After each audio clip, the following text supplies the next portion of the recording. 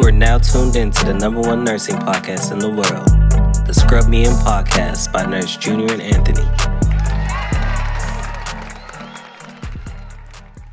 You are now tuned in to the #1 nursing podcast in the world, the Scrub Me In Podcast by Nurse Junior and Nurse Anthony. Yes, sir. This is episode 13? 13. I don't know. We're up episode in there. 13. We season speak Spanish 2. now. Yeah, so it is what it is. Duolingo. Yeah. You know what I mean? How you doing, Ant? I'm good. Lovely. I'm good. We got a special guest. Who do we have today? Hi guys, I'm Paige. Paige welcome. Black. Yeah, Paige Black. Paige Black. Negro for the Spanish people out here. That's man. funny. Yeah. Nice to have you, Paige. Thank you so much for coming. Thank you.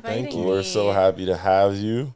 So tell the people why you got into nursing. So it was kind of a random thing in grade 12. My guidance counselor said pick something. I picked nursing, vet tech, and I think I picked electrician, like out of nowhere. I got waitlisted for everything except nursing in Chatham. So that's where I went. Oh, you went to Chatham. Yeah, and my grandma was a nurse actually at Grace Hospital, which is not longer here in Windsor. Yeah. But for 30 years, and she told me not to do it. Not to do nursing? Yeah, grandma's smart. No, grandma's smart. You're a smart woman. Shout out Paige's grandma. Yeah. Meme Rosalie. Yeah. She's going to watch this. I told her Shout about out. this. Yeah. Shout out. Abuelita. Subscribe. Let's go. Some more Spanish. I'm going to just throw some Spanish in today. She straight up was like, oh my gosh, don't do it. And Yeah. 2 of her grandchildren did it, me and my cousin Maddie. God. She's like, oh God. What is Yeah. it about nursing that, she kind of said don't go into it? The big thing is she raised her girls, all 3 girls, like single mom. And she just found like battling like family life, nursing life, especially as a charge nurse. Like she ran the show there and she really didn't want that for me. She wanted me to be able to live my life and do stuff, but I don't know. You just got to balance it out. Yeah. What unit did she work on at the time? She did the nursery, so after babies were born. Oh, wow. Yeah. So she used to back in the day, they used to make stockings and stuff at Christmas and put all the babies in them and then take pictures. That's what they did back then. And just take care of babies, hold babies. Yeah. That's it. And she's like, nah, you don't want to hold babies. Don't go into this profession. No, but she did do work surgery for a year or 2 and she was like, don't do it. Because she saw the way things were changing and she's like, no. Yeah. That's Okay. awesome. Well, how about yourself, though? How long have you been in the game for, nursing-wise? Oh, man. It's actually my 8th year. Wow. Got a baby face, but I graduated nursing at 20. I went into a nursing home first. What nursing home? I'm not saying on here. You're right. We have to talk shit. That's why. I like the typical thing, right? First job you can get, whatever you can get. Man, it was a rough go. I think I have an idea. I did have 2 in my mind. Yeah, and I specifically worked in the memory unit where the door was painted as a bookcase. That's a hint. Oh, no. So but they were smart, man. Those dementia people, they're like, I know that's a door. Yeah, of course. Like a bookcase. They know where to exit, bro. And then I got a job actually where me and Anthony work now. I got hired on that floor. I worked there for 2 years and then kind of wanted to feel around. Went to mental health for 4 years. Got offered full time and went back, and I've been there since. Okay, nice.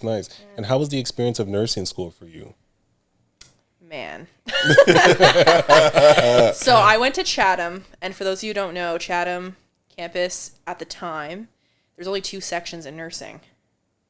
So there was only 98 students in the RPN program in my year. Wow. And they were split into 2 sections. So your teachers knew everything about you. They knew about all the drama. They knew about all the hooking up. They knew everything. Yeah. And it was just a lot different. The Chatham Hospital's a bit different too. And there's a bunch of northern boys at the time. What are northern boys? They do a power line tech. Okay, yeah. So they're all from up north, and they all know how to party. And I never partied. I never did that in high school. So it was a huge wake up call for me. But it was awesome, and it was a lot different. But it was nice having teachers that knew you. Yeah. Right. So you went from. See, I feel like I didn't like that. Really, I loved it. Whenever teachers were trying to get to know the students on a more personal level, I was like, but listen, you start having problems. It's not a big deal for them to take you aside and help you out more, because they don't have 6 sections they have to worry about. I guess. Right? I don't know. When I was in nursing school, a lot of the professors are picking on me. But then again, I wasn't giving effort. I was always snoozing in class. And to be fair, he's wearing purple scrubs at clinicals. So, You know, like so But were they figs? no, I don't even think figs. I don't even think figs was a figs even thing a back then. But what happened was in the University of Windsor, and I think every nursing school in Ontario, you got to wear those navy blue scrubs. Right. Yeah. So when I got accepted into nursing, you know, they mail you, I guess, that package, details about what you need to know for Okay. first year nursing school, immunizations, police clearance, scrubs. So my mom, we knew I needed scrubs.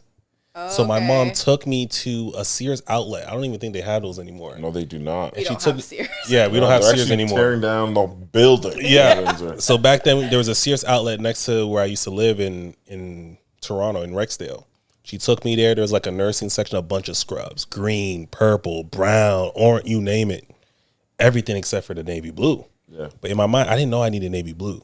Anyways, we took a You bunch wouldn't of. know that though. That's Well, I should have known it because they sent me a package that I was supposed to read, which I didn't read. So I They took picked on me. Yeah. You know? So I took every single color except for navy blue. First day of clinical. In the classrooms, I had purple. Everyone else had the navy blue. And everyone was looking at me like, yo, you know Only it's one navy with blue. navy or with purple Jordans. I'm sure you had those Yeah. on. So I had Jordans, earring, the hoop earring, everything. So my clinical instructor, she was super nice. She was like a saint, literally. Like she was like Florence Nightingale in the flesh. She walks in, she looks at me, and she was like, but she kind of ignores it and goes, "Junior, we're gonna talk. We're gonna have to talk after this class." And I'm like, "Yeah, sure, no problem." But she was cool about it. Yeah. The next day, I went to Work Authority.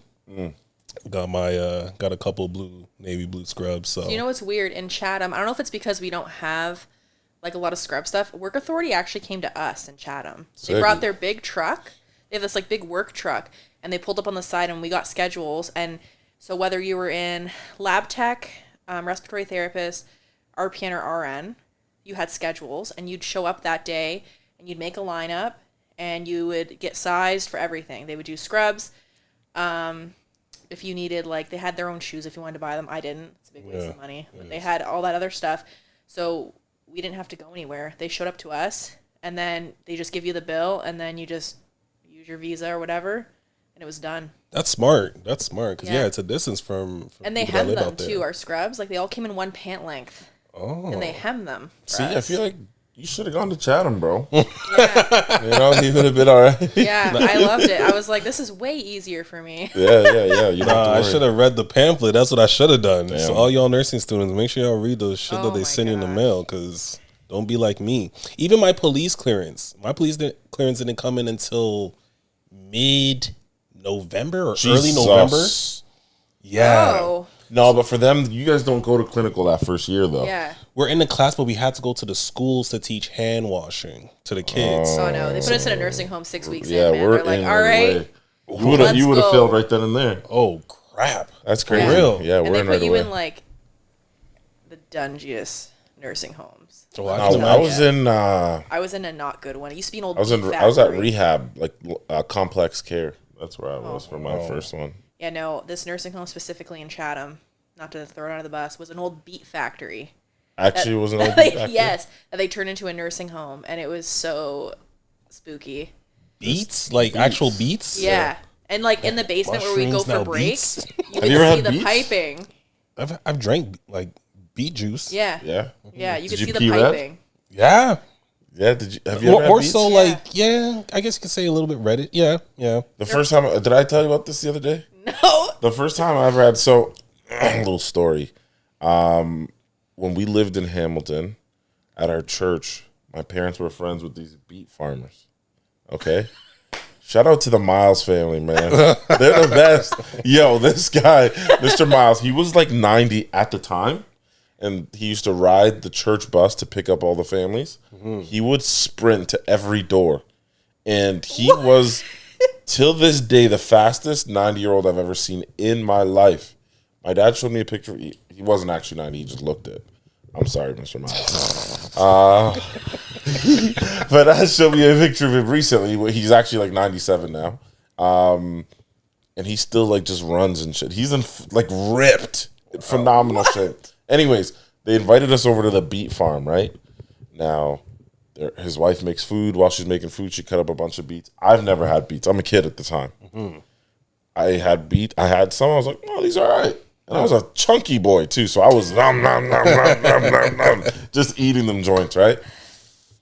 The next day I wake up. I always have to pee in the morning, bro. I start peeing red. Oh, no. I started bawling my eyes out. I was like, I'm peeing blood. I go to my dad. Yo, I am crying, bro. My dad asked me what's wrong. I'm telling him I'm peeing blood. I'm going to die. My dad starts dying of laughter.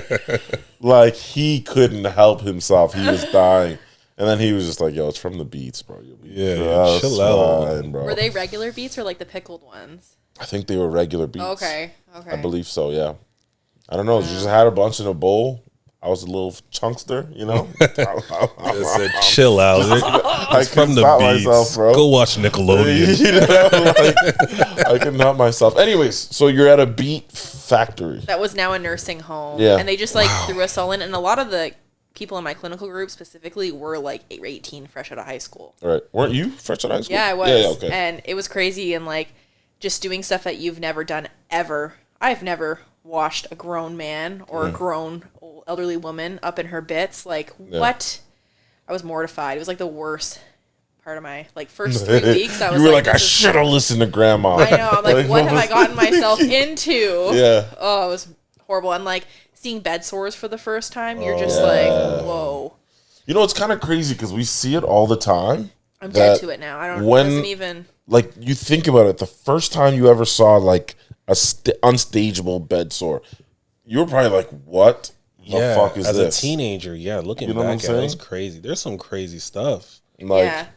Like stuff you're like immune to now. Yeah. Now I'm just like, oh, no problem. Let me just pack up your packing wound that I can fit my whole fist in. Yeah, no you big. know? How's your day? Huh? oh, you just diarrhea in your wound? Oh, no big deal. We can fix this, you know? Yeah, or you just like shoving an NG in someone and you're like, well, I'm going to go on break now and eat my sandwich. Yeah, I got a bunch of Like, it bile on doesn't- my It's hands. normal. Yeah, It's so normal. isn't that crazy, bro? Yeah, wiping ass and going to eat your lunch It's right after. wild, That's- bro.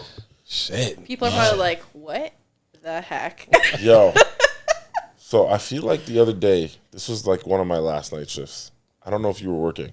Nah, because you don't do nights anymore. I don't work nights no more. No, she's too good for nights.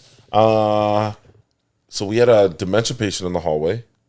For those of you who don't know, we put them in the hallway at night sometimes, not all the time, because we need to just be able to take a better look, make sure we're taking care of them adequately, because in their rooms, they try to get up, they fall, they could be a risk to themselves or other patients. Anyways, we had a patient in the hallway, and she just was not sleeping, just yelling all night long.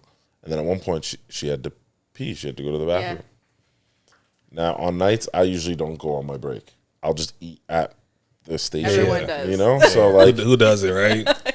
I had to charge my computer in. Now, the computer where I was charging was like, it's hard to explain for people, but it was in the hallway, and it happened to be right beside her.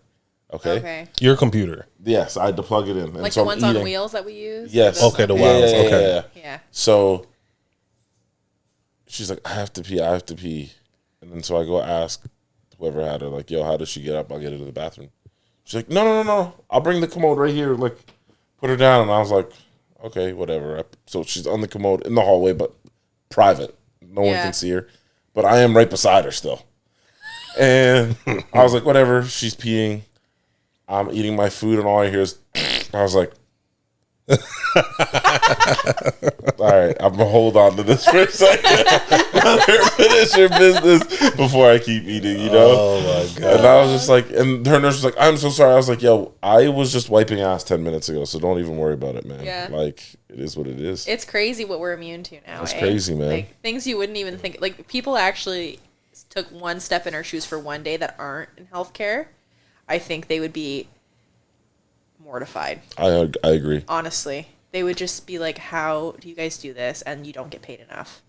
So you said you have siblings that are also nurses. My cousin Maddie. Oh, your cousin. Yeah, so she's 3 years 3 years younger than me. Shout out Maddie. She's gonna watch this too. Shout out cousin Maddie. Yeah, shout out to Maddie. You know. Okay. So back to nursing school. What was that one, I guess, class that you would say was just a headache that just pissed you off? Like, why are we even learning? 100%. And it was not the class itself. It was this professor that was 87 years old that was still teaching it. Ethics. Yeah. Really? Ethics. He had the most monotone voice. And the class was 3 hours, and he made sure it was 3 hours. Oh, hell no. Like, It's got to be ethical. You know, some teachers, they're like, oh, we're going to get through all this. We'll skip one break, and you guys can get out, like, 45 minutes early. That was, like, normally how it would go. Right. This guy, nah. He made sure that we took our appropriate 15-minute breaks, and it was 3 hours long. Damn. And it wasn't just nursing, which I think was the main problem. It was, like, nurses, police foundation, and paramedics all in one. It was like the one big lecture hall that Chatham had. Oh, because you all had to take an ethics course. Yeah, and he was like the slowest marker ever. We had to write a paper or two, and it would take like the whole semester to get it back. He had no like TAs or teacher assistants? College. That's unethical, G. It's college. They don't got that. It's Chatham also. Wow. Chatham College. Yeah, They don't got that. I don't know about now, but back then they didn't have that. So when it came down to like clinical, well, you said there's like 90 something students. So yeah, for clinicals, did y'all get sent to like Windsor hospitals or No. So what they would do, not until you do your preceptorship anyway, but all your clinicals they would arrange in Chatham Hospital. So Chatham Hospital itself had a surgical floor, a CMC floor, which is like complex medical care floor. Okay. And a floor that I like to call waiting for the nursing home floor. And they would just divide us up. So with your clinical groups, they would make sure, like, if you were in Section A, your classes were only Monday, Tuesday, Wednesday, but Thursday, Friday, you're in clinical. Where the group was opposite, where you're in clinical Monday, Tuesday, but Wednesday, Thursday, Friday, you're in class. Because it was such a small amount of numbers, they could do that. And you would just swap off. Some people would be on day shift, because we only did 8-hour clinicals, right? Oh, So, yeah, true. Yeah, so you would either do days or afternoons, and that's kind of how it worked. And it just Still, you made got to it drive work. all the way up to Chatham. So the first year I made a mistake and I drove every day like an idiot. And then second year I found a girl that I was in class with. We became roommates, and I lived like 2 houses down from the college. Oh, so you moved to Chatham? Yeah, because it was the summer, and like was fine. When it came to winter though, I drove a 98 Neon stick shift 2-door. Sick. Was not good. That sounds like a lot of fun.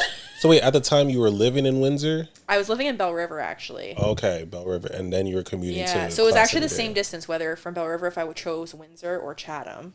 Oh, I guess it would This is have. the county. Yeah. So either way, but the drive sucked. However, one of my neighbors, he was actually the police foundation's coordinator. He was there 3 days a week, and I actually carpooled with him a few times, which was super great. Yeah, that's he told me just to buy the coffee, and he would drive me. Damn. And that saved a lot. Except when I drove with him, I'd be there from 7 to like 8 p.m. Thank God for that, but because of that, I actually got a job on campus too. I was a librarian also. I know. And I bet you no one was going in that library. Yo. yeah. And it was so small. So small. You were the one telling all the teachers about who's hooking up with who, you know? No, That's why handed they knew out- everything. You know the PowerPoints that they use, like the clicker? Yeah, That's all yeah. I did. Sign those out. Oh, wow. And I got paid. So this was in 2014. I got paid $17.85 an hour Yo. to sit there and just say, "Oh, hi, I'm in room 174. I reserved this PowerPoint." I check on a book. I say, "Okay, here it is." And then they tell you to bring your schoolwork to study and get paid. Sick. You got paid to study. Yeah. That's the life. Yeah. It What was a good I time. doing? Being a nurse. Oh, Wearing yeah, purple right. scrubs. Wearing purple Yeah, scrubs. Sleeping in class. With your hoop earrings. Yeah. But no, that's Damn. amazing. That's Yeah. that's a good gig. It was probably the best job I had. But it's contracted out. So when you're a student, you have to apply for it each semester kind of thing. Yeah, because everybody wants that. Everyone wants that. So I only got it for one semester, unfortunately. Paige the librarian. Can you imagine? No. I can't only because I work with you as a nurse. Yeah. I watch you beat patients up. No, stop. No. Not actually beat them up. No, No. I'm just very firm. It's called That's what tough it is. love. Oh, okay. Tough love, guys. Yeah, same thing.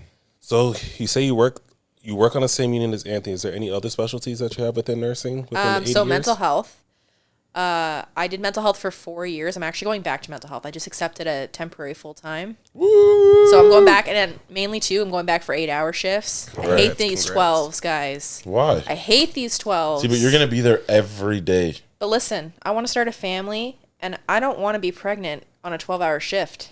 Doesn't matter, bro. You don't have to be there every day. But when I'm done at 3, I do horse riding. I have horses. I can go at the end of my shift, go see my horses, cook dinner, go to the gym, do what I want. It's like a normal day. How long have you been riding horses for? Long time. 25 years. Golly. Yeah. Have you done like competitions with the riding? Oh, yeah. Horse riding? Yeah. I actually run a nonprofit that allows youth to show for like basically a cheaper option for you. So they have a safe place to compete with their horses, and I get real like certified judges and stuff. So I'm the president of that. I run that full time.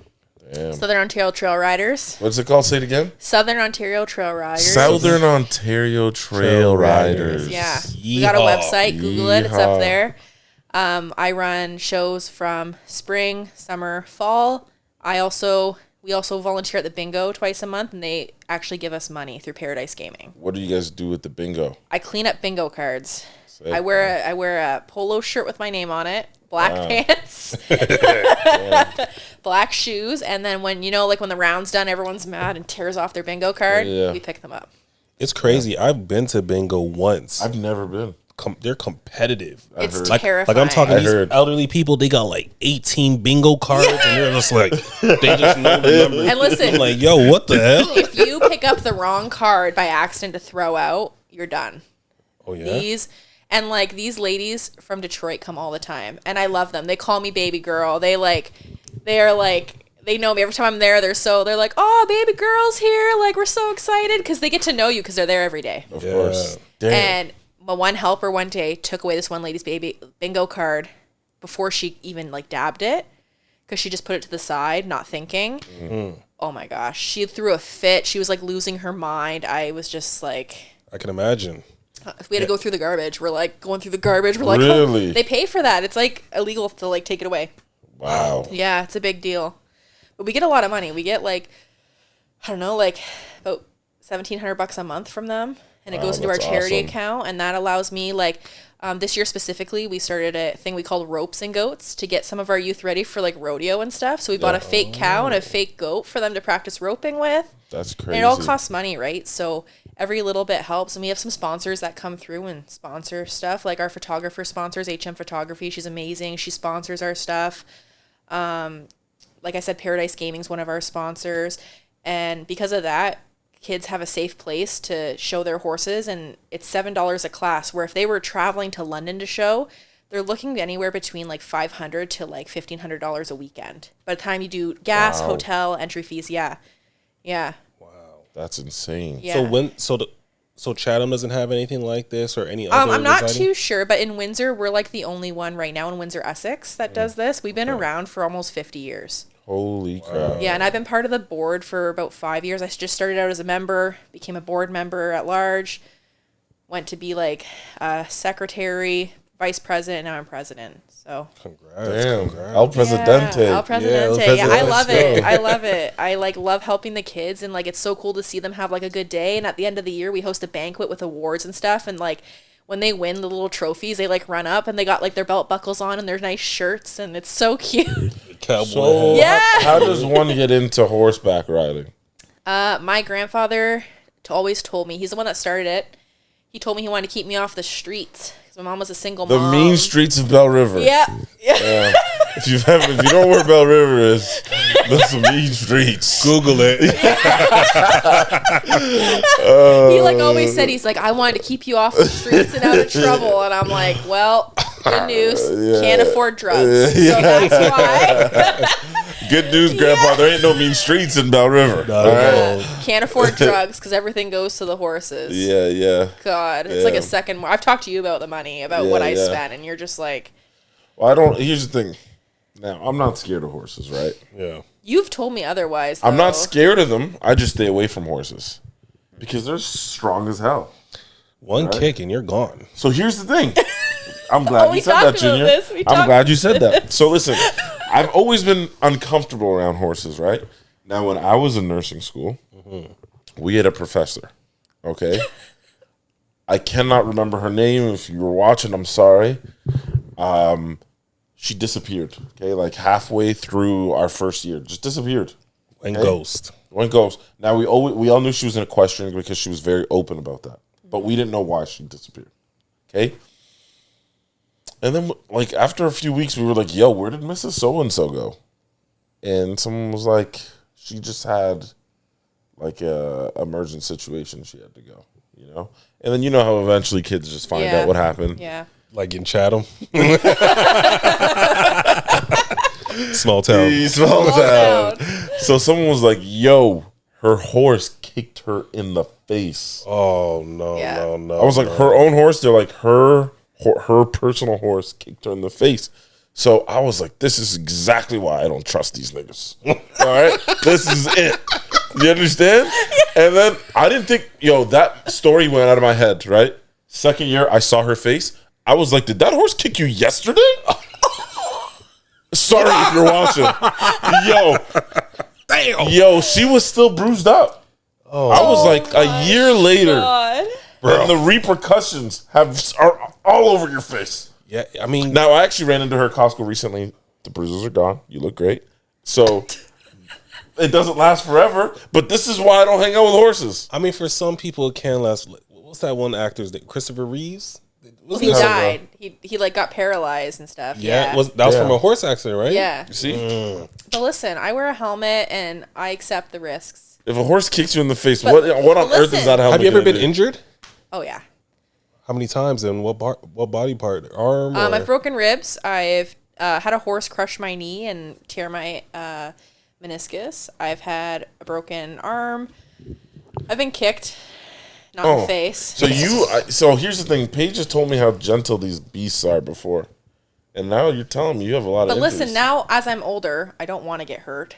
So I'm just more cautious. Like, I ride my horse. She's a good girl. I'm sure she is. And Karma gonna kick that ass. I'm telling you right now. I'm telling you right now. No, and I'm just play it safe. Like, if I have a feeling that, like, today is not a good day, I just know. You just get to know them. Same with, like, when you have animals, you're like, well, they're not having a good day today. I'm sure you have that with your kids. You look at your kids, you're like, they're having a bad day today. Yeah, and you want to know what I say? I said, turn that frown upside down right now. All right. I think that's pretty much it. Mainly concussions, to be honest, but I always wear a helmet. I'm, like, really big on that.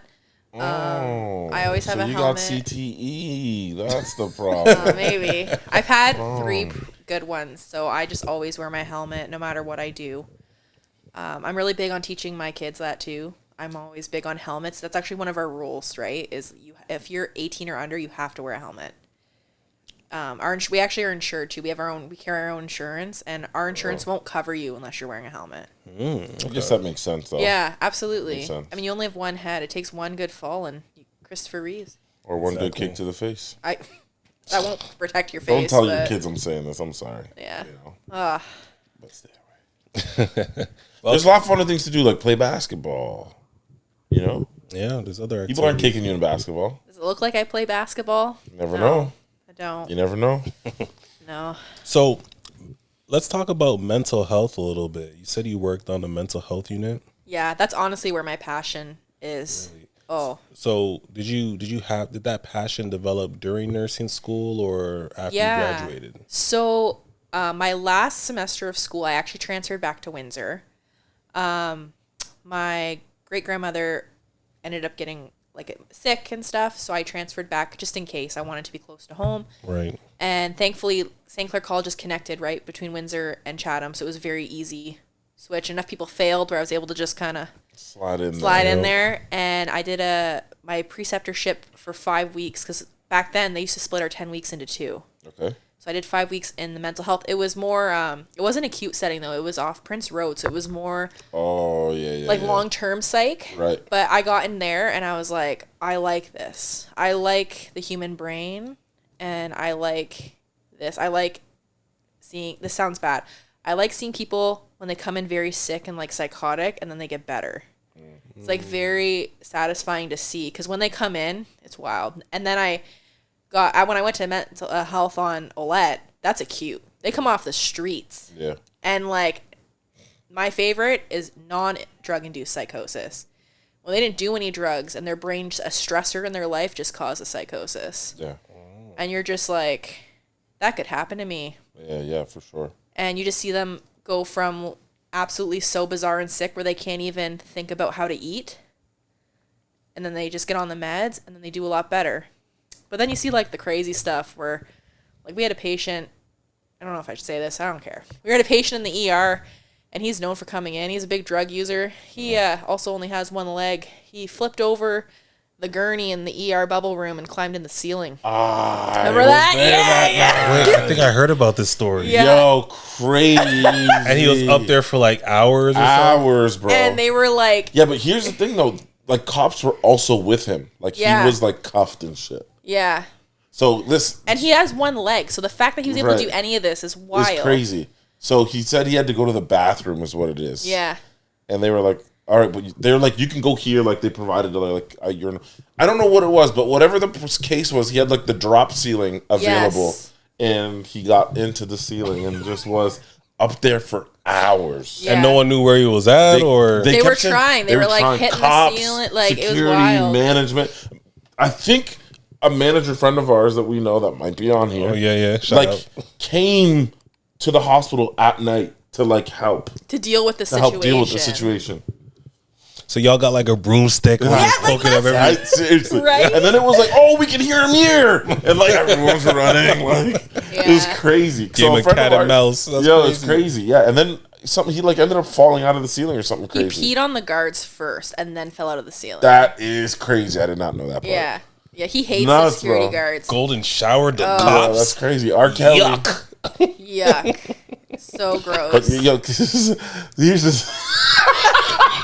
That's it. R. Kelly. Here's the thing: is because I feel like the frequent flyers we get that are, I guess, homeless a lot of the time Yes.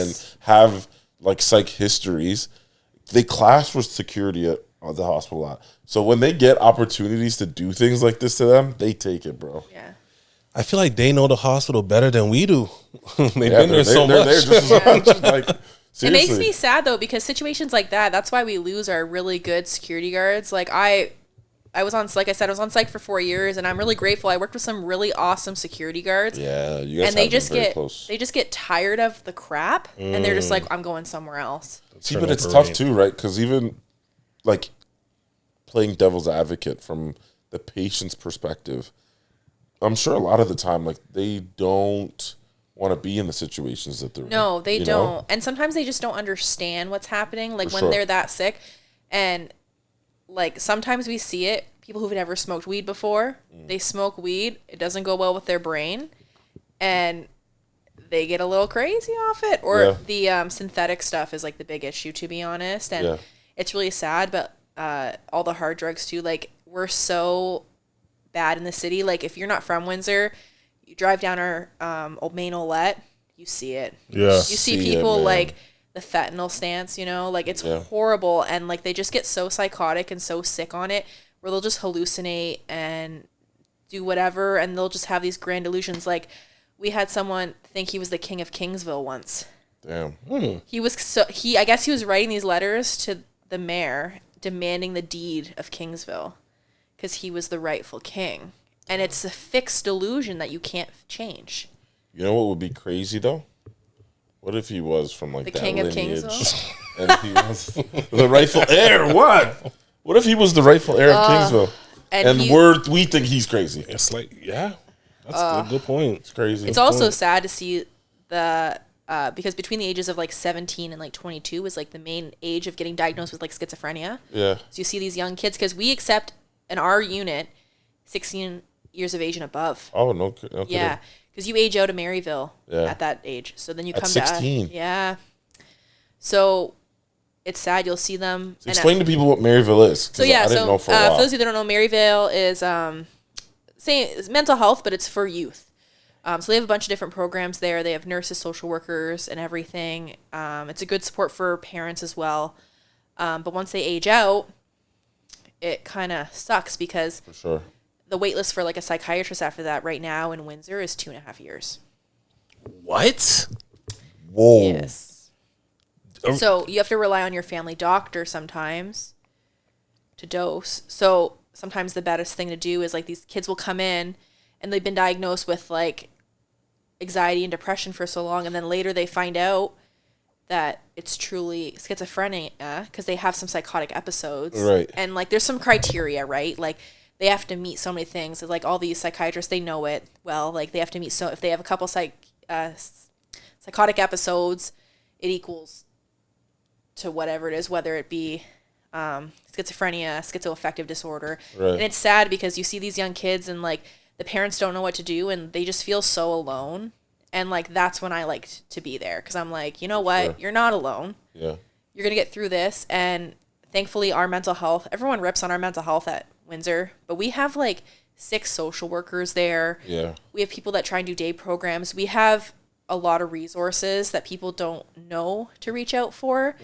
And it's better than nothing because there's some places that have nothing. Yeah. I will say I've never seen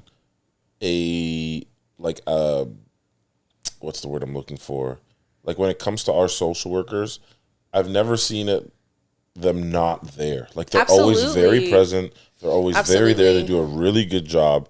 I will say that. And their role in mental health is a lot different because they will do intakes to get people into, like there's mental health like rest homes.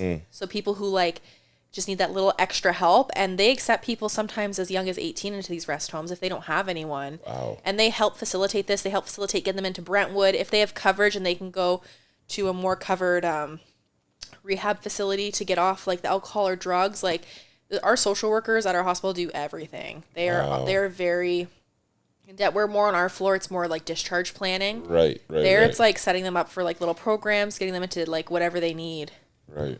Yeah. So you said the wait list to see a psychiatrist, like to get get accepted. So if you are having like there's a crisis center you can go to, which will get you in to like see one like quickly, but that doesn't mean he's going to take you on, right? To accept you as a patient. It's just we don't have a lot of psychiatrists here. It's really sad. Like that's the one part that is lacking, and that's just our healthcare system. That's not anything crazy. That's just like people waiting 2 years to have like elective surgery. It's like the same concept, right? Yeah, it's crazy because I have a homeboy who I talked to him recently, and he got accepted into the MP program, psych MP program in Wayne State, and he's from Windsor. Oh wow! So I'm gonna make sure he watches this episode because there's a void that needs to be filled. And I think the big thing too is a lot of it's changing now, I think. But you know how we use like Green Shield at our hospital, like extra healthcare coverage. A lot of them don't cover like psychotherapists and stuff. They only cover certain things. Like there's a lot of wording. Yeah. So if you don't have coverage like that, if you just have OHIP or something, a psychotherapist or like a social work session or a therapy session can be anywhere between $50 and $80 a session. These have 50 to 80. Yeah. Wow. And sometimes even more. Like sometimes it's like 150 depending. Wow. Like, and that I think is a big issue. And those are usually like what, 30 minutes or an hour, I think normally. Like we're very lucky where we work. We get free therapy through a place in Windsor, like our EAP. Yeah. So we get like 15 sessions per issue. So like after our 15 sessions, we can just say the issue's done and then have another issue. Yeah, but you could extend it though. You can extend it, Yeah. and they cover everything. They cover like just regular therapy, couples therapy, everything. Like they're great. Like addictions, all that stuff. But a lot of people don't have that. Yeah.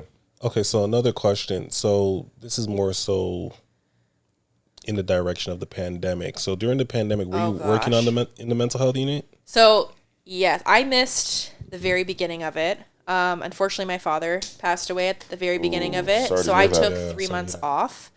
And then when I came back in the middle of it.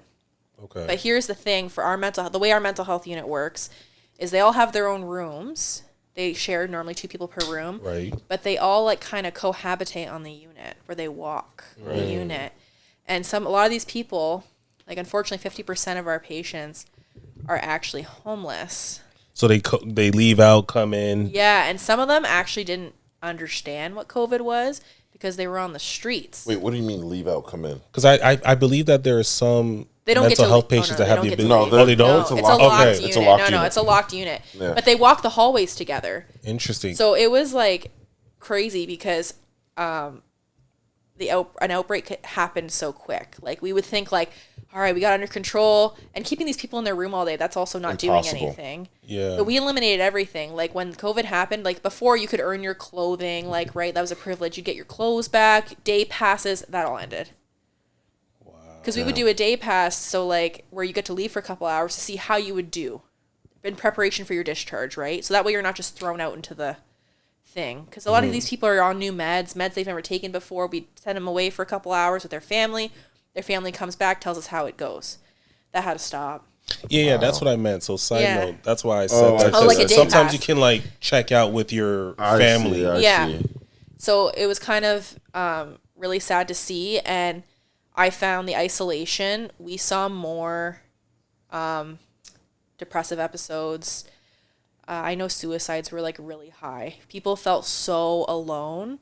And I think too, like as a healthcare worker, like I watched your podcast today about the pandemic, and you talked about nurses sleeping in their garage and stuff, and seeing so many people pass away and helpless. Yeah, That takes a toll. I don't care what anyone says. I don't care how long you've been in healthcare. That takes a toll. for sure. And we saw a lot of healthcare staff coming in through the mental health, but it sucks because you come in and all the resources that you would normally would have, they aren't there. Wow. And I think, I don't know, people that work on mental health that worked with me, they can probably agree. It was a really rough go for a while. For sure. And people's mental health people don't know how important it is. And it's like everything for someone. And to not be able to see their family, to not go to a normal doctor's appointment, to be scared to go in public, like... You know what? I think this is almost a silver lining in the pandemic, in the sense that I think people that really didn't understand or cared to understand like mental health issues, when you had to be alone for like a month and a half, and people really had to be alone with their thoughts, I think you saw a lot of people that didn't understand start to understand, like, wow, this could happen to me, it could happen to anybody. And this is what it's like. Like, this is what this feels like. Now, people that are in acute care hospitals on these units are even beyond that. But I think for a lot of people, it was like, oh, man, I can really start to understand now. Yeah, so You know? I'll open about this because I'm pretty open about things that have happened to me, but I was diagnosed with major depressive disorder during the pandemic, and that was the most difficult thing ever because I couldn't see my doctor in person. Yeah. But I have a great doctor, Dr. Hendy. You're literally the best. Shout out Dr. Handy, Yeah, man. Dr. Braden Hendy. Dr. He's Braden Hendy? the best.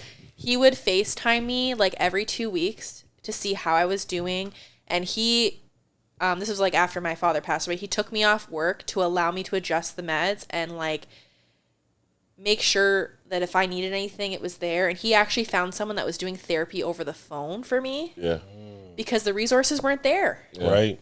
And I think people need to know, like, having someone in your corner, he wasn't family, but it felt like family. Yeah. Because no one else understood. I was living with a really crappy ex at the time and his mom, and they didn't understand. Yeah. But having just one person understand, that makes a big difference. Big time. So I think as like a nurse, I took that back with me, being like, if your family doesn't understand, but I can be that little bit of support for you, Right. that goes a long way. Yeah, right. Yeah. Man, that's amazing. Yeah, I feel like so in the Black culture or African culture, African culture. we'll say African culture. If we talk about mental health to our parents, they'll look at us like, It don't exist. "You're need a Anthony. nap? Anthony, you're depressed. You What do you mean you're depressed? We have food. You're in a house. You have video Absolutely. games. Yo, Yeah. What do you mean you're depressed? it ain't a thing. It's not a thing. Bro. Get out of my No. face. It is not a thing. And you know what? We see that. Yeah. We see that, especially a lot of cultures where we'll get the patient well, they'll go home, and they'll be back in a month, especially the psychotic ones, because the family said they were doing better, so we stopped the meds. cold turkey. So then they come back compliance. even worse, and Yeah. you're just like, whoa. And then the problem is when you go off and come on the meds, your body, it just doesn't work the fucks with same. you. Yeah, It for messes sure. with you, and it's so sad to see because you got them doing so well, and they come back and you're like, man. Yeah, that's tough. Oh, Yeah. my goodness. Yeah, for us, I feel like, and when I say for us, like in the African community, I feel like you see so much mental illness, but you can't really call it that. You know? Yeah, no, I agree.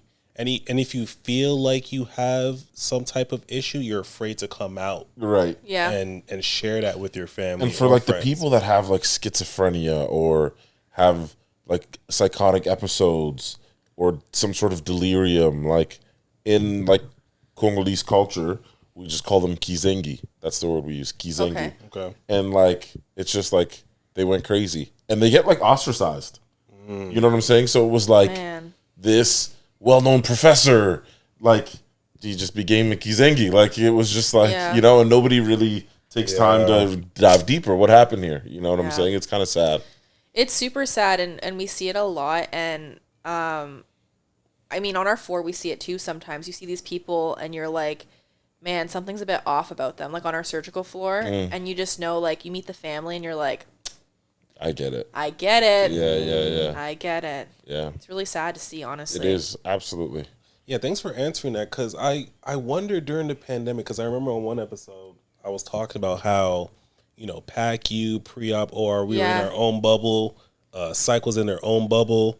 And I just wondered, like, what was happening on that side during the pandemic? It you know was what I mean? really, at first, everyone was just so scared, especially because we got these homeless people on the streets, and at first they didn't know what was going on. Right. They don't have access to like stuff like we do. Like we had one guy come up and we had to explain to him, hey, you got to wear a mask, we got to swab you. He's like, what's COVID? What are you guys talking about? And we're just like, You don't know. what?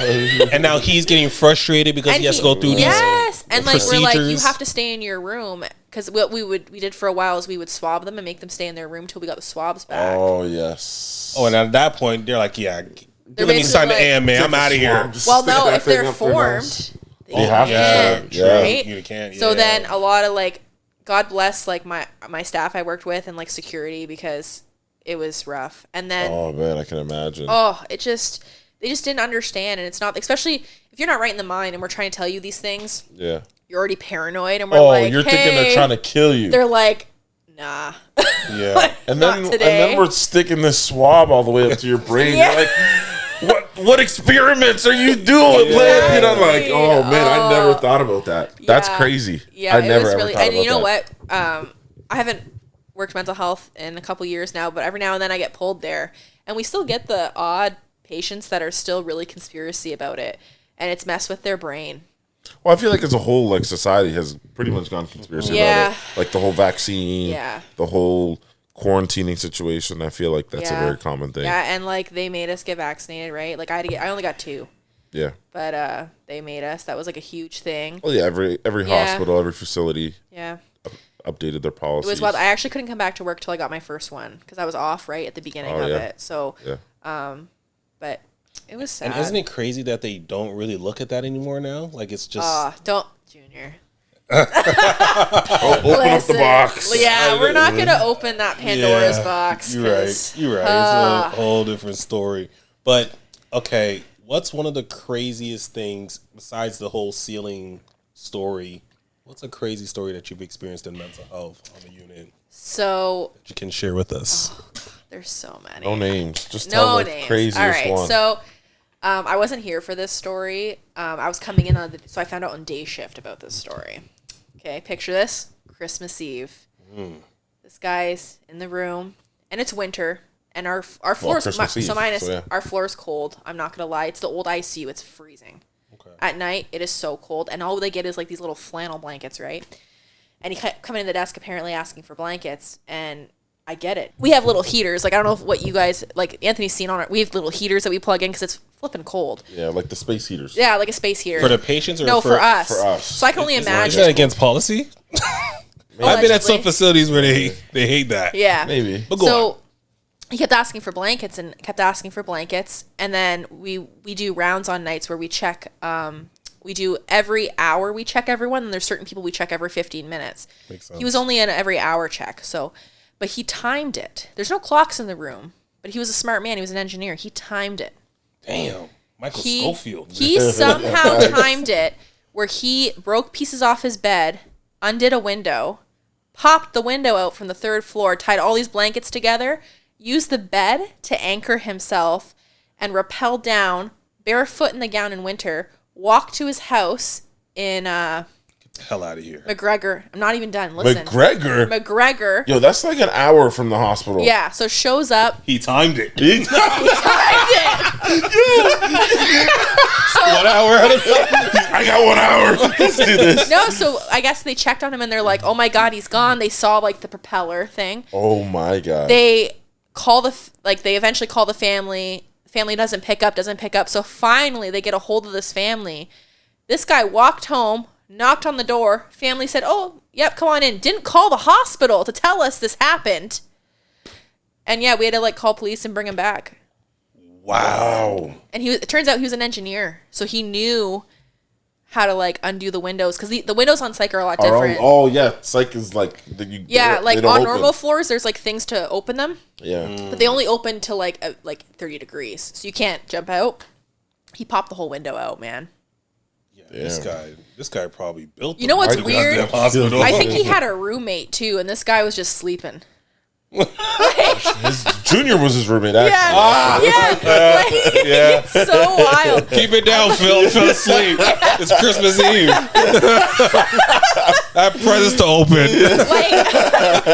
And like the morning when we came back and we heard that story, we're like, "Excuse me." We had a huge QSIPA, which is a QSIPA is like if something major happens where harm came or could have came to a patient. Yeah. It's like a sit down talk with like all the big honchos.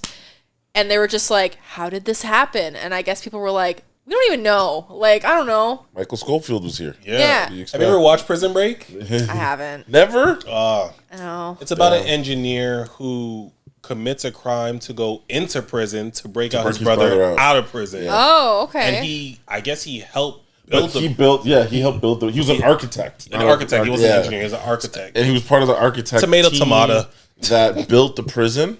So he had the plans for the prison tattooed on him without it looking like prison plans. Oh, dang. No, this guy just broke a piece of bed off and undid a screw. Yeah. But Our story was so cooler. simple, yeah. Like, you just, what? And like, can you imagine the staff that did the rounds and they just opened it up? Do you think they just opened it and was like, it's not my problem. I don't get paid enough. Like, I promise. Yo, look at me. Listen, if I saw that, I don't see nothing. I don't see anything. That's their problem on days. But like the window was out, so what did I wonder if they had to just shut the door and lock it. It's exceptionally cold in here. I don't know what happened. Yeah, it's winter. It's really cold in this one room. 606 is really cold. Yeah. You know? I literally to that day, that's normally what I tell my students, that story. And they're just, I'm like, that's why it's important we check on them. And they're like really check on them. No, that's an amazing story right there. That's a great story. Those checks, those hourly checks, 30-minute checks. They're so important. So crucial. And it's not just for like that aspect. It's also like people who are on like suicide watch and stuff like that. Exactly. And we try everything in our power to make it not possible for things to happen, but things can happen. Have things like that ever happened on the psych unit where like, I mean, God forbid there was ever like a suicide attempt? Yeah, there has. Like successful ones? Yeah. Really? Yeah. Yeah. I'm not talking about it because it's kind of disrespectful to the family, but yeah. Wow, really? Yeah. And I had no idea. And normally, honestly, it's really sad. The nurses that find them, they normally go off. Like, they can't, that's right? Totally they can't. Yeah, that's understandable. And it's really sad. And one of the things that'll always stick with me that a psychiatrist told me, he told me, he said, listen, if someone in their mind has it in their mind that they want to end their life and nothing's working, if it's in their mind and it's active, there's not much we can do besides providing enough support and help. But at the end of the day, if they still want to, it's going to happen. Yeah. What safety precautions have you noticed or has the hospital taken with the situation where the guy, exited out of or escaped out of the window or suicide, whatever the case may be. Yeah, so I think in general, the biggest priority for them is safety. So we actually have metal detectors, handheld ones, and every visitor and every patient gets metal detected. Onto the psych unit. Yes, onto the psych unit. So, like, when you get off the elevator, there's, like, a row of lockers. So visitors will, like, empty their pockets, lock it in a locker. That way nothing's stolen. Of course. And then they wand them because they can't bring anything on the unit. That's, like, a big thing. Where we used to allow a lot of different stuff, but now we don't. And it kind of sucks that one person kind of ruined it for everyone. But honestly, as a staff member, it makes me feel a lot better. Right. Sure. Because now things aren't coming on the unit. People would hide stuff, right? Like shampoo bottles and stuff, like drugs, stuff like that. It was just unnecessary. And then for people who are on, we call it close observation. It's every 15-minute checks. And we actually have to chart it too. So we have to chart where they're at, what they're doing, and their behavior. It's like a little thing on our computer we do. Like comfort rounds, pretty much. Yeah, but every 15 minutes. Right. And sometimes it's not bad, though, because during the day, if they're in the common area, you can see them. Yeah. So we do stuff like that. And also, when we put them in, like, shower and stuff, because we're not cruel. You can shower and stuff like that. We just time it and kind of keep an eye on them. So really no supervision when it comes to a patient showering or... So we don't go in the showers with them, but we watch what goes in with them, and we time it, and we do knocks and check. We go, because the showers, you can't access them without a key. Everything's locked. So we have these like old-fashioned keys that we use for the supply room, linen room, and the showers. So you can't access anything without asking us, and that's kind of, I like that too, to be honest. Sure. And our gowns, we have special gowns. They don't have any strings on them. So what they are, it's a 3-arm gown. So they put their arms through, and then the third one wraps around to cover their back end. Oh. Yeah. Because we used to do house coats, but like strings, right? Yeah. And they're actually a bit thicker material, so it's a bit warmer. Because our unit runs cold. I'm not gonna lie, it runs cold. And then depending on the situation, because we get people with corrections on our unit. Yeah. So if they're too mentally ill for the jail, they come to Windsor Regional Hospital. Damn. So if they're like a risk themselves, we let the kitchen know, and they'll only come up in styrofoam stuff. I thought that was everybody on site got that. No. Oh, it's just if they're a risk. Just if they're a risk. But everybody on site gets plastic utensils? No, not even, no. It's still like metal spoons and all that? Yeah. Oh, is it? Because some people are, not everyone's an aggression risk, right? But when we hand out the trays and collect them, though, so we see. Yeah. And like, be like, Mrs. Smith, give me that knife. What are you doing? Come on. Mrs. Smith is tripping, bro. Yeah, like, come on. That's crazy. She be playing. But honestly, like I make it sound like it's like a big aggressive thing. It's not. Honestly, it's not. Like 90% of the time, everyone's with the program and understands it. Right. It's like that 10% where, and unfortunately, things happen. And that's how we learn. And we're still learning every day. Mental health is still such a unresearched thing still. There's still so much more to learn. Yeah, it's like an untapped. Yeah. The brain's crazy. Yeah. So, yeah, we do a lot of stuff.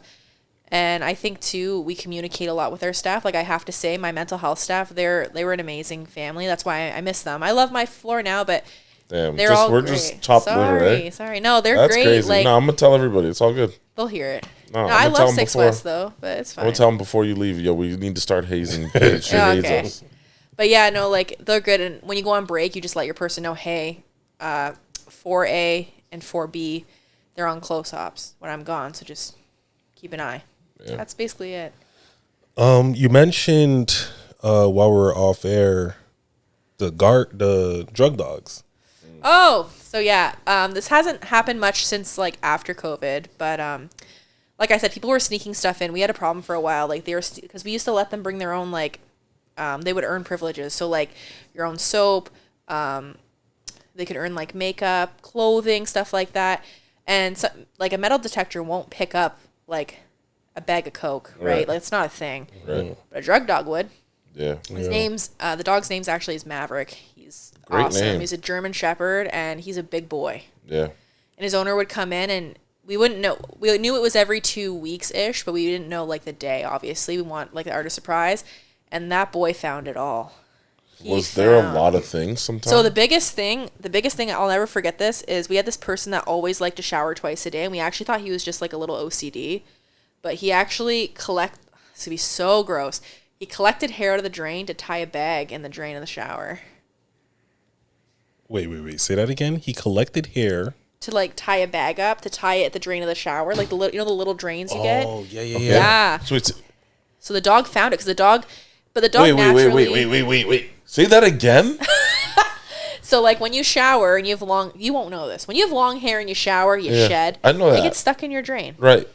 So this guy figured out if he collected it, he could tie it around a baggie and tie it in the base of the shower because the drug dog always hits on the shower because naturally when you wash your odors, when you wash your body, if you have any odors, like if you do any drugs, your body will seep that odor. 100%. So it's naturally always hits on the drain, but he just wouldn't leave the drain alone. Yeah. And his owner's like, that's not like him. Like normally if I say leave it, He'll leave he understands it's just it's just old scent. So we like took it, and when we do this, it's the owner of the dog, security, and a nurse. Because security isn't allowed to go in like a room by themselves without a nurse present. Okay. Makes sense. So we're in there, and like I remember the one guard I was working with, he like hit the drain and the whole thing came out. And I'm like, are you kidding? And I was just like, this is wild. Yeah. Like I feel like I'm on Cops. Yeah, For real. Yeah. That is And crazy. well, as soon as we pulled it up, that dog was like, yeah, like see. Give me my cookie. Give me Yeah. So is it cookies that the dog gets? Yeah, Right? So he would give him. They weren't cookies. They were like these little treat things. But they kind of look like And at the end of the Maverick thing- snacks. Yeah. Mavs, Not And even at the Scooby. end, whoever got to help got to give him like a bowl of cold water because that like it like would clear his like senses and his palate. And that was I loved that That's job. a bougie dog, bro. I loved it. I was like, come here. Yo, but also, it's kind of crazy to tie the drain with hair. That's kind of smart. That's genius. That's very What was his intelligent. occupation? Okay, Yeah. I will say like they are very Resourceful. resourceful. Yeah, that is my thing. This is my opinion of people in jail and homeless people. They're the most resourceful people in Most the world. resourceful. Honestly. Could you imagine taking everything away from people and they can still get everything they want? Yeah. That's crazy. I'm Yeah. sure they do studies on this in somewhere in the world. That's Yeah. insane. Like you give someone a plain Johnny shirt, like a hospital gown. Yeah. We had this lady, and she would make like rompers somehow out of it. I'm saying, every bro. time, and we'd be like, "You can't wear it like that," and she didn't give a crap about it. She's like, "Well, I'm gonna do what I want." And she would just take it. She would take like the sheets, and she started ripping sheets up to make clothes. I'm like, what? I'm saying resourceful, bro. Wow. Mental health nurses, y'all should just write a book. Yeah, I've you actually should. thought about it because I'm like, I could just write some tales and like under a fake name. Yeah. So wait, can I ask a question? How did you guys? Sorry to cut you off. No, you're good. How did you find out it was that patient that it was? Oh, we have his cameras. drugs? So there's no cameras in the physical rooms, but there's cameras down each hallway. So we just kind of like did it. And the first person was like a fragile old lady that was like in for depression because her husband died. I'm like, there's no way Mama Norma is doing the Listen, cocaine. Yeah. Abuelita Norma might be. I don't know, that's not her actual name, by the way. Just I know. Yeah, of course. yeah. Yeah.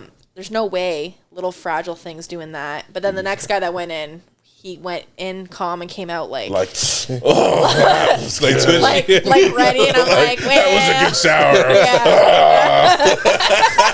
yeah. I'm like, well. Gotcha.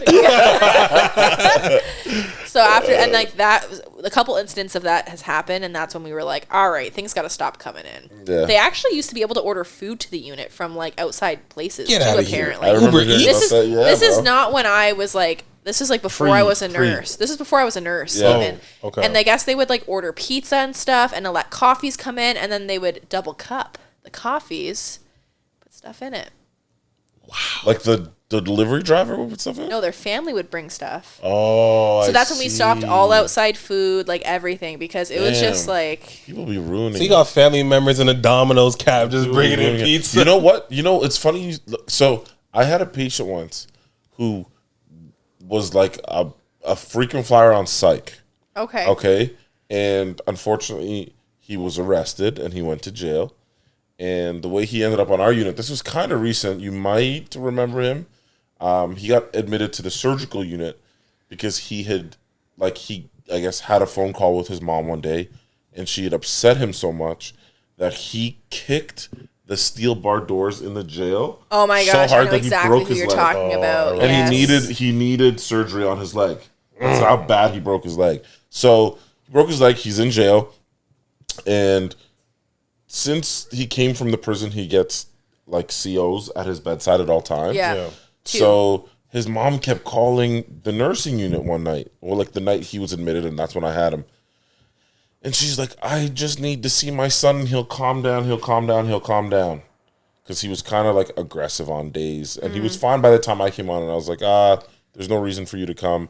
But I also don't, at the time, I didn't know the policy around. They have different rules. They have to go by correction rules when they're under corrections. Now, I didn't know that. So I didn't know the rules around like inmates having visitors. Right? Because I know in jail you're allowed to have visitors. And we regular patients have visitors. Right. So why would it be any different? Right. So I went and asked the COs, like, what's the deal? And I had to get the policy. And they were like, no, he's still technically in jail. So he's got to go by jail rules. Yeah. So any visitors he has have to be vetted before they come and see him. And I was like, it's just his mom. Like, no big deal. They're like, oh, his mom ain't coming. And I was like, what's wrong with his mom?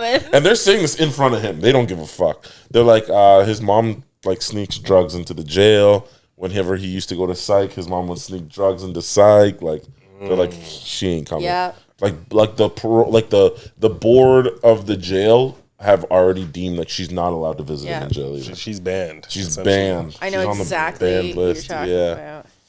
Which And is it's crazy. Family, like parents, especially mom and dad. I had a patient who he's just known aggressive, known drug user. I was sitting where I was sitting in the nursing desk. We have cameras like that sit like this, like our screens. And I was watching the visitation because that's what we do, especially with visitors. And I watched the dad pull a packet out of his sock and go to give it to his son. And I'm like, are you kidding? I like run out of the nursing station because the last thing I want is an OD on psych. Absolutely. Because like, let me tell you, we don't have good resources. When stuff happens like medically, we're like so SOL till people come and help us. Yeah. And so I like run out and I see the packet and I literally took his hand and went, and like his hand in the air. A bag of cocoa's flying. I know. And the patient, and the patient's like, oh no, like freaking out. And I look at his dad, I'm like, get out. Yeah. And he's like, I'm like, get out. I'm like, you are not welcome here anymore. Yeah. And he's like, you can't tell me that. And then I told my manager what happened, and my manager on psych, he's like, absolutely not, no more. And he was gonna take like a bunch, like it was like 6 pills in a baggie. He was gonna take all of them. Oh my god. I'm like, That's this crazy. is like, you ask us to try and help your son, but you're gonna come and like, Right. And that was the don't point of my story too. understand. Was like, yo, why even go through the process of trying to help your kid? Like, we're trying to, whether it's jail, whether it's at the hospital, rehabilitate somehow, and you're just ruining this. Like, that's crazy. And it's sad, but it's like ruining resources. Right, you're enabling their Like, addictions. I don't get it. Yeah, it's just insane. So you said that most of the time cameras aren't in the rooms, or in this. So they're situation? not in the rooms, but they're like in the physical rooms where they sleep, but hallways, common rooms. There's cameras. They're around there. and like not in the shower, but outside the shower. Okay. And visiting has to be done in like a we call it the dining room. It used to be the dining room before COVID. That's where they'd all eat, but since COVID, they eat in their rooms now. Oh, yeah? Yeah, so no. they all sit there. There's like big long tables with chairs and stuff, and there's board games and stuff in there. So that's where the visitation happens. It's right in front of the nursing station too. Okay, so a public area. Yes. And but in the actual physical rooms, there's no cameras. No. Why is that? Number one, I think it's like, so if you are sick enough where you need to be on camera all the time, you go to the PICU. Right. So the PICU is a psychiatry ICU. Each room can be locked. There's cameras in each room, so you can see things at all times. But once you're deemed well enough where you don't need that, then you come out because some privacy, I think, is important for them. They gotta, because you're trying to transition them back to like normal living. True. Right? But would they really know that a camera's in their room if it's... They have legally they have to know though. They can't be like videoing without. You're crazy. What are Yeah. you trying to Well, do? she mentioned the whole suicide situation, right? Oh, it's her But fault. if someone's deemed that sick where they're that high of a risk, they they gotta won't go be to on our PICU. step down unit. They'll be in PICU. Yeah. Got you. Because there's 8 beds in PICU. There's 4 in the front that are they can be locked, but they're not locked normally, and there's actual beds in there. The PICU back beds, which is 4 as well, the bathrooms can be locked, the doors can be locked, and the mattress is actually on the floor. And around the mattress, it sounds awful, but I promise, guys, it's literally for their safety because these people are trying to harm others and themselves. There's places to like put the restraints on the floor. So that way, if anything happens, they're not going to fall out of a bed. Right? Because a lot of times when they're really sick and restrained to a bed, they'll try and flip the bed. I've heard this actually happen. It's crazy. I've heard it's happened. It's very crazy. That's why they say when you restrain someone to a bed, you're supposed to take the brakes off, actually. Because when the brakes are on, that's when it tips. Yeah. But when like the brakes are off, the wheels just roll. Yeah, you know? yeah. Wow, never. Yeah. That makes sense. Yeah. I learned that not until like year 5 of nursing. I was like, no one has told me this before. Yeah, no, you're the first person ever told me that. Yeah. That's crazy. And then my other question was, I don't want to lose it. You want to know more about the cameras in the rooms, or? No. Yeah. Dang. I mean, He's like, I'm going to film some Big Brother up in here. I mean, with the situation where the guy left out the window, that's Fair enough. I'm keeping the goddamn camera in his room. You know what I mean? 'Cause that guy's resourceful. Yeah, fair enough. But like any like disputes or arguments or fights within, between patients, has that ever occurred? Oh, yeah. So I don't know what it's like at some other hospitals, but our hospital specifically, we call them PALs. They're personal alarms that we wear. We're all supposed to have them regardless of what floor you're on. And you just push them, and it actually pings to like where your location is for security. Yeah. So security reacts, and they actually call it a personal alarm code. So they don't say code white. That's not a thing on our hospital anymore. They'll say personal alarm 7 East, and then security responds, and your actual alarm will like go ding, ding. It's not super loud, but until it resets. Right. So like say I'm on the unit on mental health and some patients are fighting. Number one, that's what we do. We try and de-escalate it. We have like as needed medications and like we try to set the best we can. But some of these people, like it doesn't matter. And when they start to fight, the biggest thing is we call for security, and we're in there to try and separate these people. And normally we have to give injections, and it can get like physical. Like I have staff members that have been hurt, choked, everything. Like it's really sad. Like I literally had a patient this is before COVID, so they had Timberland boots on. For some reason, they were allowed some flippin' Timberland boots, and they kicked the crap out of my shin so bad they almost broke my shin. Oh my gosh. And I like was stuck in the corner. I couldn't get out, and so where I was, it was right at the door. So security actually couldn't buzz in either because I was against the door, because he would have like killed me with the door. So he had to buzz around and come around, and he felt so bad after. Like he's one of my friends still now. And he felt so bad. He's like, I tried to get to you and I couldn't. And I said, hey, like, it happens. Like, don't feel bad. Yeah. But it happens, and we just do what we're trained to do, and we do our best to try and keep everyone safe. But the biggest thing, we try and debrief after. For sure. After everything happens, we go back in the nursing station, we take a deep breath, and we kind of talk and be like, this is what happened. And we make a plan from there. So if they're in restraints or they had to go to the PICU, we decide if they have to go to the PICU, and if they don't, and we have to put them in restraints on our floor for a little bit, because sometimes it's behavioral. This is the other side of mental health, okay? They get behavioral, and they act out because there's no boundaries. They've never had boundaries.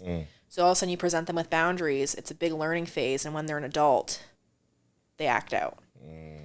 So for us, it's that aspect of it as well. And we'll think like, well, we're going to put them in restraints for 30 minutes because now we've acquired a boundary. And that's normally enough for them to calm down. We give them the meds, or sometimes they're not in restraints, but sometimes putting them in their room and like a little timeout is like a big reality check. And they're like, all right, so I can't punch people and be stupid and loud and yell at people and scream. Like a lot of racial slurs is what happens, to be honest. Like you can't do that. No. Damn. Would they call me a gorilla? I had a patient call me a gorilla the other day. So off camera, we were talking about a NG guy. The guy that they had to do the NG. He's like, "Where's that nurse gorilla?"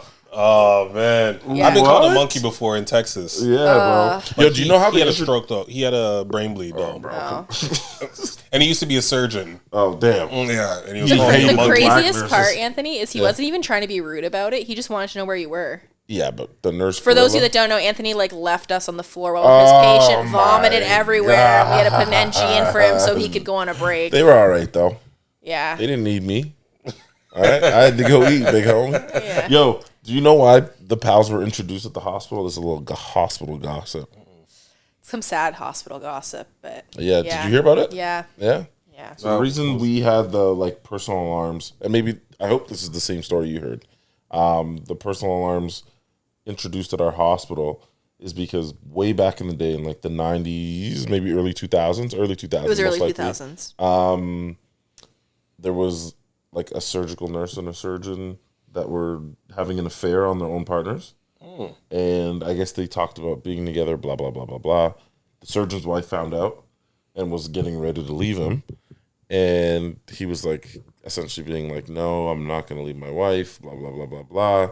Obviously now old girl's upset, but the surgeon was still like in love with the nurse he was sleeping with.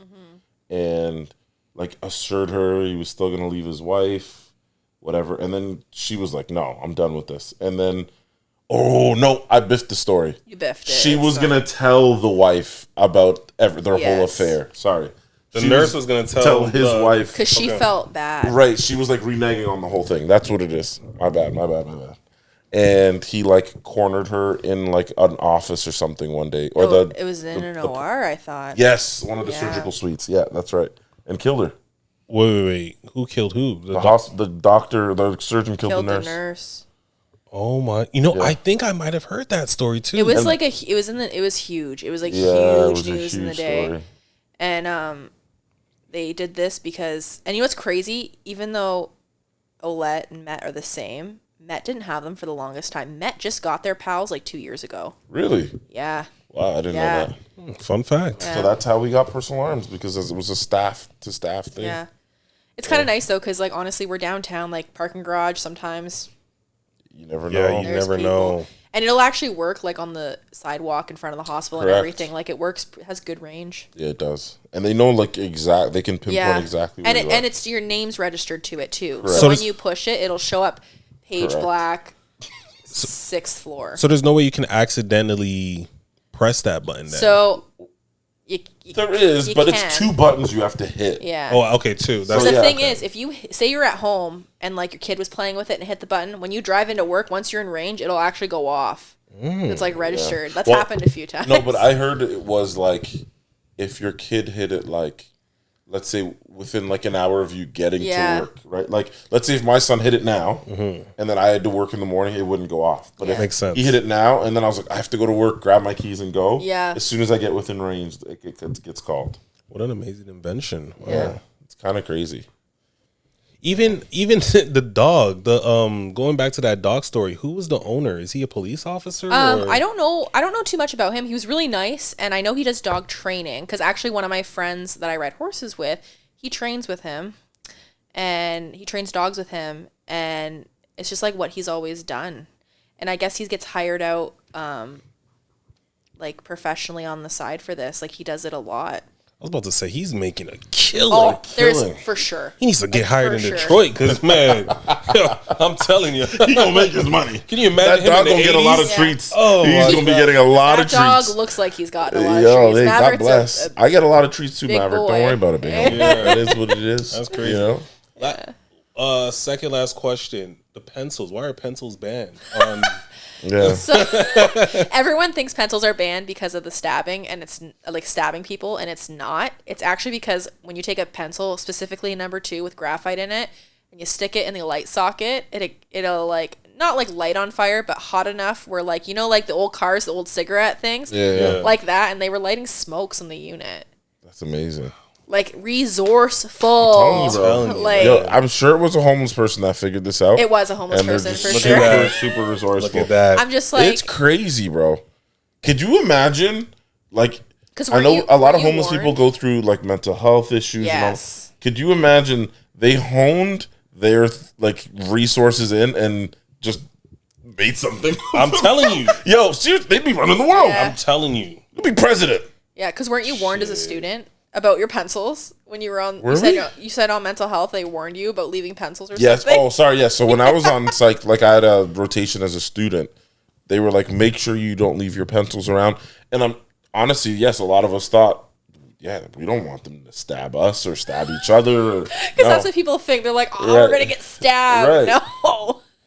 Wow, that's insane, bro. Yeah, crazy. I remember that because they weren't as worried with the pens, and I was like, I could do some damage with a pen too. Yeah. You know what I'm saying? And it's crazy. They were worried about the It's crazy pencils. because we didn't really use pencils that much in No, nursing. that's right. No, I use pencils even at work now. You use pencils. Yeah. It's very weird. I don't know. And you're about to say annoying. Why? I don't know.